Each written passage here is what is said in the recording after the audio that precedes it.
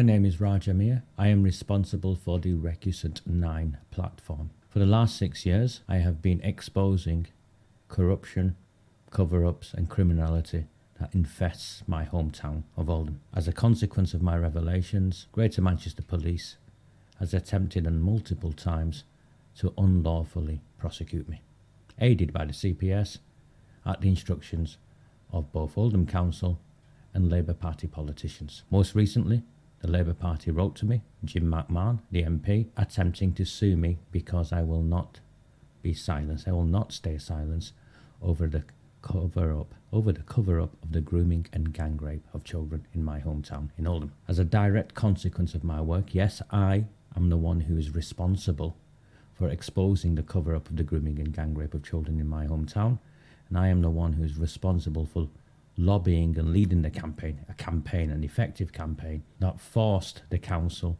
to move from a position of claiming my allegations, the evidence I was releasing was barefaced lies, to attempting one cover-up review investigation after another that led ultimately to Andy Burnham, the Greater Manchester Mayor, launching what he referred to as an assurance review, hoping to put an end to the matter. Unfortunately, I exposed the assurance review to be a sham, led by two men, Malcolm Newsom and Gary Ridgway, and when they released their report, whilst the national news attempted to highlight and that it wasn't a cover-up and focus on the victims, and sorry, I'm not here to focus on the victims. There are people far better than me who can focus on the victims. Maggie Oliver can focus on the victims. I'm not a Maggie Oliver. I'm a campaigner. I'm a political campaigner. I do something else. I focus on the cover-up and the political nature of the cover-up. So when Andy Burnham released his report, I systematically went through every page and I exposed it for the sham it was. It was an attempt to cover up the cover-up. And whilst the national media bandwagon moved on, we who live in this town, who call this place our home, cannot move on, so I continue to campaign. As a direct consequence of my work, we have removed 3 Labour Party leaders from the town and decimated their control of the council from 47 out of 60 to now 27 out of 60. They're a minority administration who rely on partnership with 4 so-called fake independent councillors who used this very issue to get elected, and as soon as they got elected, got in bed with the Labour Party. Their names should be remembered forever in the history of our town is Mark Hintz, Lisa Navesey, Brian Hoban and Neil Hindle.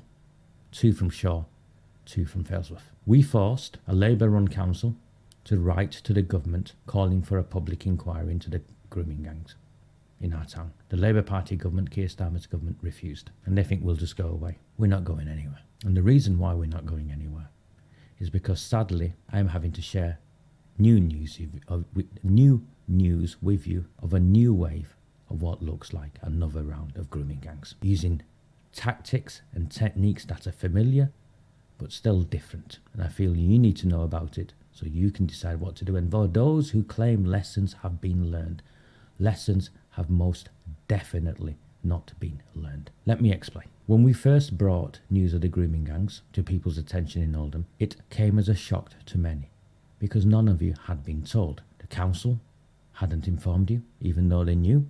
And now we know they knew. The council leader, Jim McMahon, hadn't informed you, unless you claim an obscure post on a blog and the days when no one read the internet, or very few people read the internet, is sufficient warning. It isn't. The newspapers knew, didn't say anything.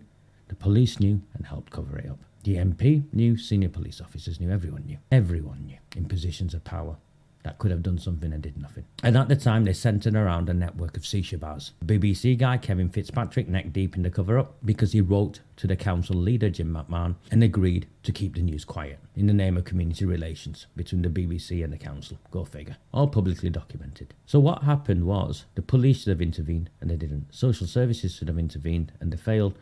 And the education system should have made warnings, should have issued warnings and they didn't. So there's a whole host of failures catalogued. You all know them. Well, let me tell you now that these failures are now being repeated. Parents have come to me, as so often is the case. Parents have come to me concerned, raising concerns of what has taken place. The new network that I'm aware of, grooming gangs, is focused in the Chadderton area of Oldham. It's around Colchester Green Park and the tram station of South Chadderton. Pakistani men, Bangladeshi men cruising around in cars. This is a kind of hybrid of the boyfriend model and the targeting with goods and resources model, things that the girls can't get hold of. It used to be alcohol, remember? Well, now it's vapes. There's a vape issue across the country with children. You've all seen it. And children, of course, can't buy vapes directly. Well, these men are using their access and their networks, vape shops, massive money laundering scam across the country, same with barber shops and chicken shops. Organised gangs, organised criminal gangs operate out of these. I think none of that is new to any of you. They're tempting these children with vapes. School children, 12, 13, 14. My information is that these are children from around the Radcliffe School of Oldham. So these men are targeting these children around the tram stations called Sugarman Park, and they are securing vapes for them in exchange for developing a relationship. Now, these are 22, 23, 24, 25-year-old men with 12, 13-year-old children.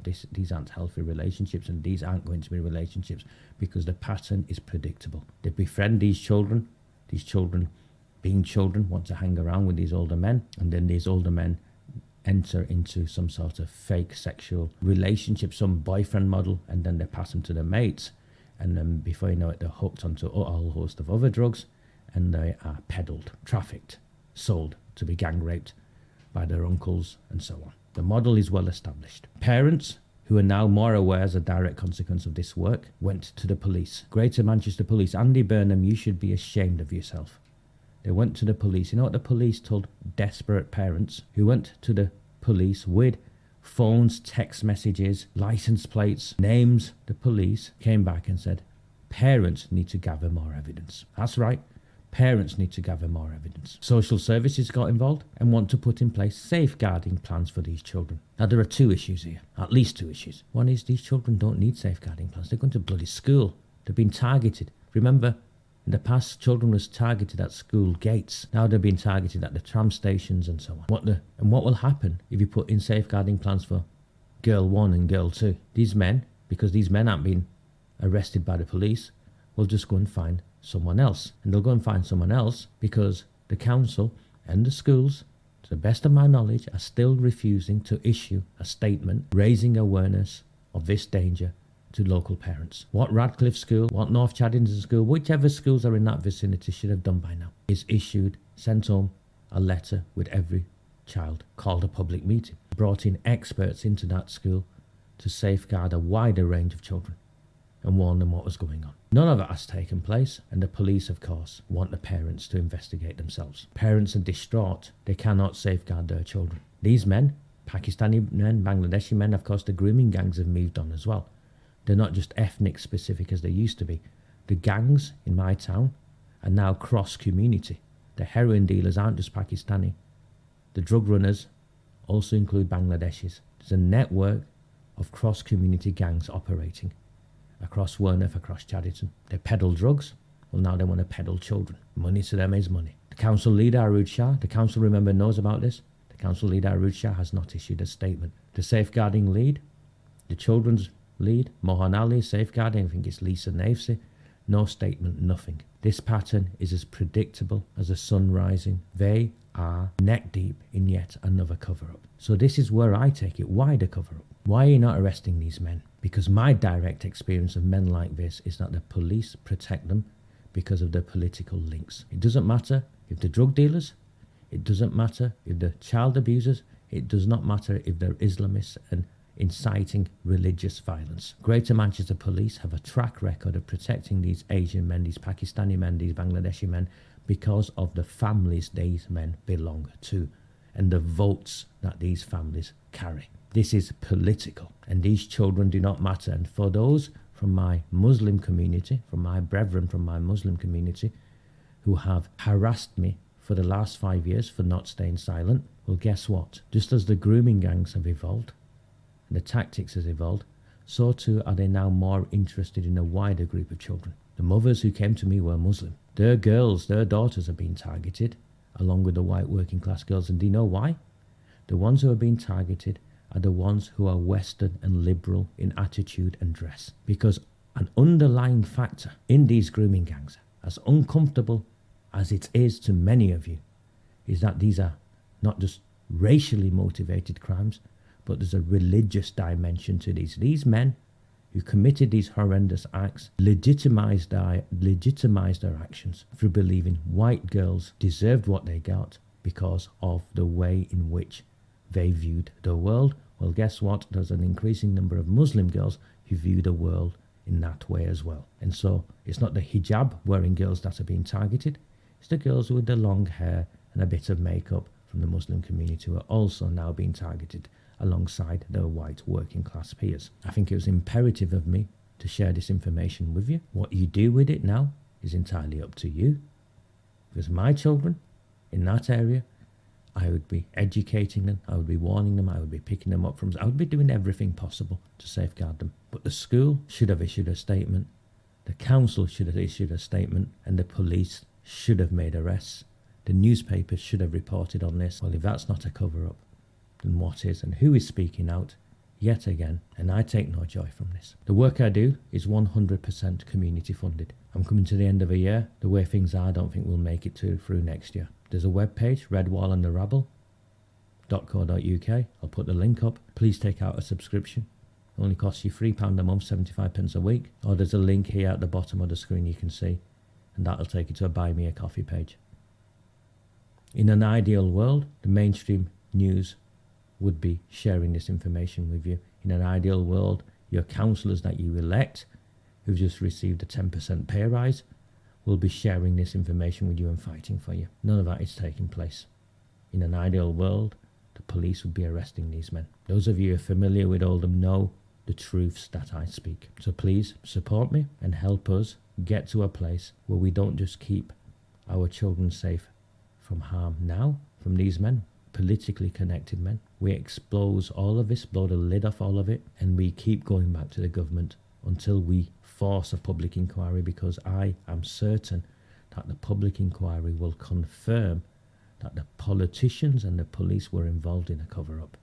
And they were involved in a cover-up not because they wanted to maintain community relations for the benefit of men who look like me. They were involved in a cover-up because the men who were involved in the gang rape belonged to gangs that were supplying sackfuls of postal votes to the Labour Party. My name is Raj Amir. Thank you. Do not fear them. Do not fear any of them.